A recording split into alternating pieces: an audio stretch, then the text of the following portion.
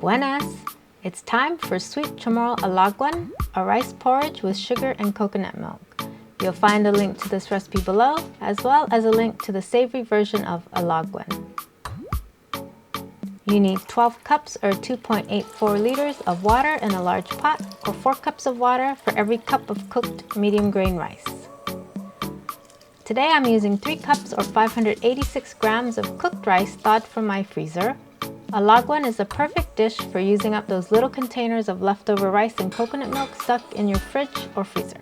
Bring the water to a boil and stir occasionally. Boil till the rice is thick and the water has evaporated. This rice looks and feels very soft and ready for the coconut milk.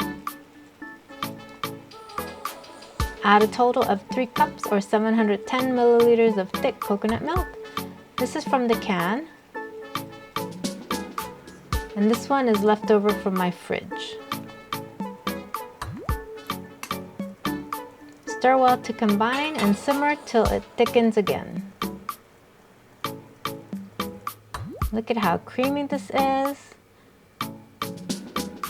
Okay, we're gonna add 3/4 cups or 150 grams sugar and stir. Taste and see if you need more sugar. This is the traditional sweet alagwan, but to take it up a notch, add a cup or 159 grams raisins and a cup or 100 grams coconut. You can use fresh, frozen, or flaked sweet coconut. Stir, then remove from the stove and add, wait for it, it's gonna make it good, a tablespoon or 15 grams of coconut oil to make it pow pow or smell good. And 2 tablespoons or 30 grams of butter so it feels good in your mouth. Stir to incorporate it very well. My husband loves this stuff.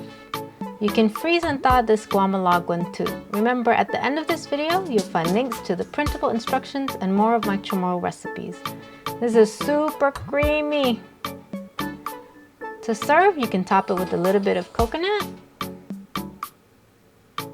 and raisins. I hope I've satisfied your Guam recipe cravings today with my chamorro coconut rice porridge. This is a picture on the beach side of Hotel Row looking toward Ipao and Hilton Hotel. Thanks for visiting again. Adios hasta aquí.